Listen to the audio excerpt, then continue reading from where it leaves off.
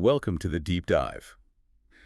Today, we're going on a bit of an unusual journey, Definitely unconventional. We're looking into the origins of humanity, but through a really esoteric lens. We're drawing from H.P. Blavatsky's huge work, The Secret Doctrine, Volume 2, Anthropogenesis. Specifically, Stanza 4. Right, Stanza 4, the creation of the first races. Mhm. Our goal here is really to kind of unpack this super complex account. Give you a shortcut, maybe. Yeah, exactly. Shortcut to understanding it. We're going way beyond, just flesh and bone. We're talking ethereal beings, cosmic problems, big sacrifices. It's a pretty radical perspective on who we are and where we might have come from. And what's so fascinating, I think, is how Blavatsky pulls together all these ancient wisdom traditions. Right. She paints creation not as like a one-off event, but this evolution happening across different levels, different planes. So we'll trace the attempts, the failures, the successes. Exactly. That supposedly led to conscious humans. And, see how these ideas maybe sit with you or, well, maybe challenge how you see things. Okay, so let's get into it.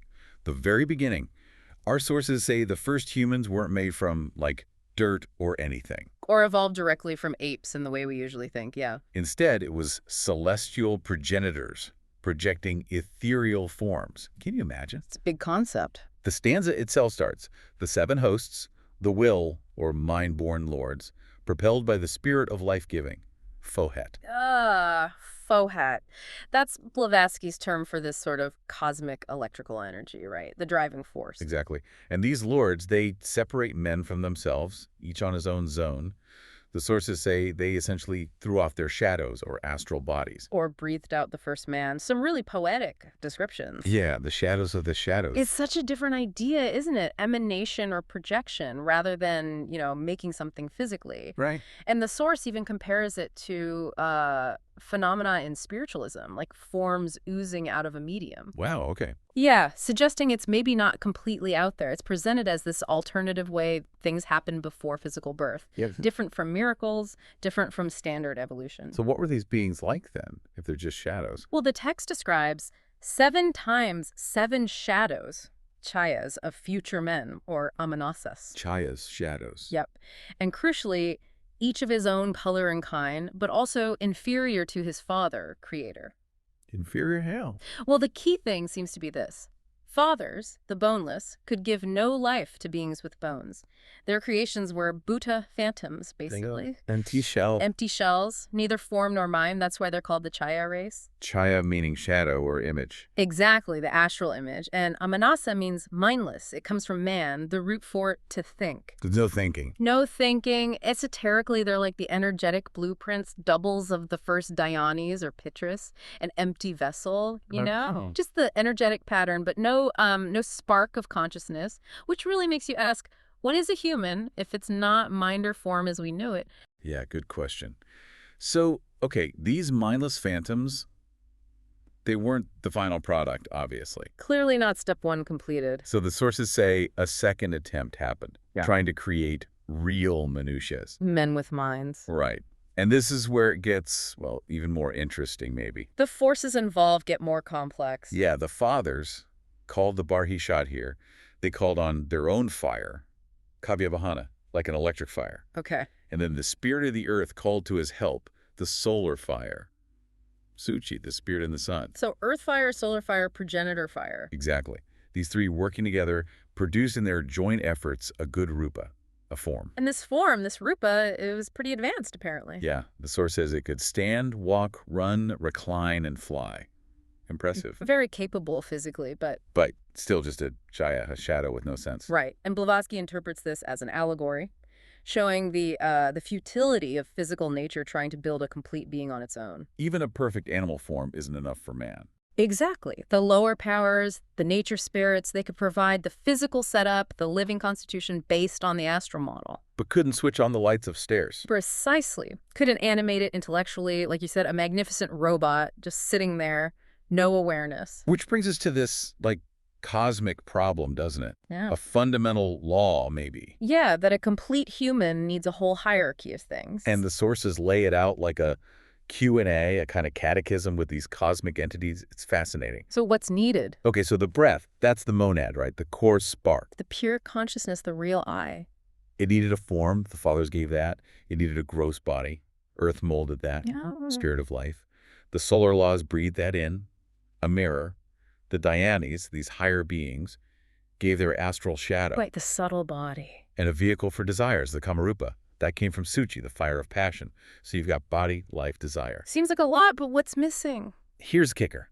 The breath needed a mind to embrace the universe. Ah. The big one. And the answers they got. The Father said, we cannot give that. The Spirit of Earth said, I never had it. Wow. And the great solar fire warned the form would be consumed were I to give it mine. Too powerful, maybe. Too intense. This really highlights what Blavatsky sees as the crucial gap, the difference between the human potential, the monad, and just an animal existence. So man wasn't just poof, created complete. No, it was this incredibly complex, layered evolution happening all at once. Spiritual, psychic, intellectual, animal, and physical development. From highest to lowest. Exactly. And the sources are clear. Beings from other and higher planes were needed for those missing parts. So what is this missing spiritual fire of mind? Well, the texts get a bit alchemical, hinting at things like hydrogen being fire, air, and water all in one. Okay. Esoterically, it's described as a ray from the Dhyan of the first element. It implies the evolution of mind is tied to the evolution of the elements themselves and the senses associated with them. Like ether and hearing, air and touch. Fire and sight, water and taste, earth and smell. Yeah. The creators who worked with the lower terrestrial elements just couldn't provide that higher spiritual fire of mind. Because they were bound by those elements themselves. Exactly. And there's this profound line. Perfection, to be fully perfect, must be born out of imperfection. The struggle is part of the process. Wow. Okay. So we have this amazing form, life, desires, but no actual mind, no self-awareness. What's the fix? This is where a whole different category of beings comes in, a higher class. The solar angels. Yes. Their esoteric name is the Lord's Nath of Persevering Ceaseless Devotion, Pranitana. And they're identified with beings from Hindu traditions. Right, the Kumaras, Agnishwatas, Rajasas. They are described fundamentally as the ones who endow humanity with its conscious, immortal ego. The ego, the self. Yeah. And the sources quote Plato, actually, saying the soul is a compound of the same and the other.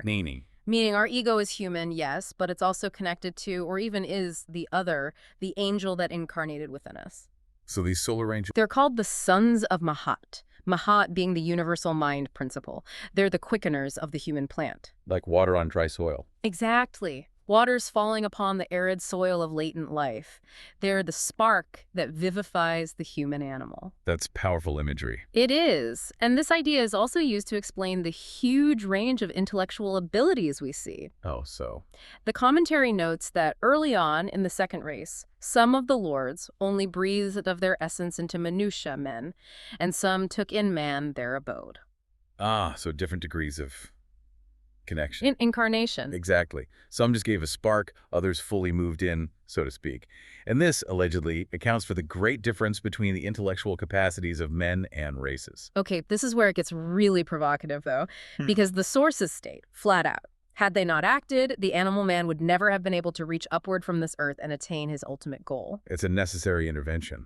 And then Blavatsky says, it is owing to this rebellion of intellectual life against the morbid inactivity of pure spirit that we are what we are self-conscious thinking men. And the punchline. Hence, the rebels are our saviors. Rebels? Why rebels? It ties into these universal myths, right? Prometheus stealing fire for humanity. The wars in heaven. Exactly. Found in nearly every tradition. The rebellion of these incredibly high ancient angels and them being cast down into the depths of hell. That sounds like punishment. But Blavatsky reframes it entirely. It's not punishment, it's sacrifice. They chose to incarnate in the darkness of matter within animal man to redeem him. So hell is earth matter. In this context, yes, they were sort of doomed, but by cosmic law, by karma and evolution, to be reborn here to help. Some are even called nirmanakayas. What are those? Highly evolved beings who could achieve liberation, nirvana, but choose to stay connected to the lower planes consciously to guide humanity. Their fall is their sacrifice. That's why they're saviors. That completely flips the script on the fallen angel idea. Completely. So how does this whole story, this dual creation, these different types of beings show up elsewhere? In myths, symbols. The claim is that this narrative is universal. hidden in the symbols and stories of every ancient nation. Okay, like what? Well, take the Pitras, the progenitors. They're consistently divided into 7 classes. 7 again? Always 7. 3 are incorporeal, spiritual, like the Agnishwada, the fire Dhyani, we mentioned. And 4 are corporeal, more material. And this links to us physically. Apparently, yes. Blavatsky draws parallels to human anatomy. The heart having 4 lower cavities and 3 higher divisions, 7 nerve plexuses, even 7 layers of skin. It's all interconnected patterns. Wow. Okay, what about other symbols? The tree of life is a huge one, shows up everywhere. Right. The Norse gods create man from the ash tree, Hesiod's third race in Greece, from the ash tree. The Mexican third race, from the Tides tree. So many teachers. And they're all connected esoterically to the Hindu Aswatha tree, the Kabbalistic tree of life, the tree of Eden. It's the same core symbol. And the source says the tree is man himself. Us, our very being. And the serpent you often find with the tree. The tempter. Not here. Here, the serpent is the conscious manas, the mind principle gifted by those solar angels. It's the link between spirit and matter within us. Mind blown. Okay, so back to the fallen angel thing. Yeah, the reinterpretation is key. Those powers who made the physical form but couldn't give it spirit, they were symbolically punished by being bound to the darkness of matter, our Earth. So their limitation became the basis for the myth? Exactly. It wasn't the light bringers, the solar angels, who fell in disgrace.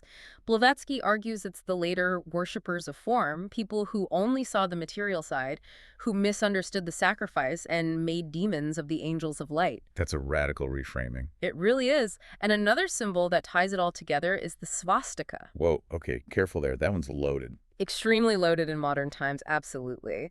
But Blavatsky is looking at its ancient universal meaning long before its horrific misuse. Right. So, anciently, what did it represent in this context? It's seen as Thor's hammer, Mjolnir, fighting cosmic chaos. It's the worker's hammer in Chaldean texts, striking sparks, creating worlds from space. Creation, not destruction. Yes, it symbolizes the whole cycle, alpha and omega of universal creative force evolving from pure spirit and ending in gross matter. Constant motion, creation. And there's a hopeful aspect. Definitely. The Norse prophecy mentions sees Thor's hammer, Mjolnir, eventually used not for war, but to consecrate the new heaven and the new earth. Meaning. Symbolizing a future purified humanity finally reuniting with the divine, with the gods. It's a vision of our ultimate evolutionary potential, achieved through that very mind principle. Wow, okay. That's a lot to take in. We've gone from ethereal shadows to mindless forms, cosmic debates, and these rebel savior angels gifting us consciousness. What really jumps out at you from all this? For me, it's the sheer complexity and interconnectedness. It's so far from a simple linear story of evolution. This idea that our consciousness, our intellect, isn't just some random biological fluke, but a deliberate sacrificial gift from higher planes. That's huge. It changes everything. It suggests our inner struggles, our capacity for both amazing creativity and, well, darkness, are maybe echoes of this ancient cosmic drama. It puts our existence in a much larger context. So wrapping this up for you, the listener, what does this all mean? If you entertain this idea, even just as a thought experiment. Yeah, if our consciousness really is this divine spark given by these rebel saviors who chose to fall into matter. What does that suggest about our own potential, our own trajectory, the ongoing evolution of humanity? And what new questions does it raise? About what human existence is for, about the heaven and hell, the spirit and matter wrestling inside each of us. Definitely some deep things to ponder from this dive into Blavatsky's Secret Doctrine.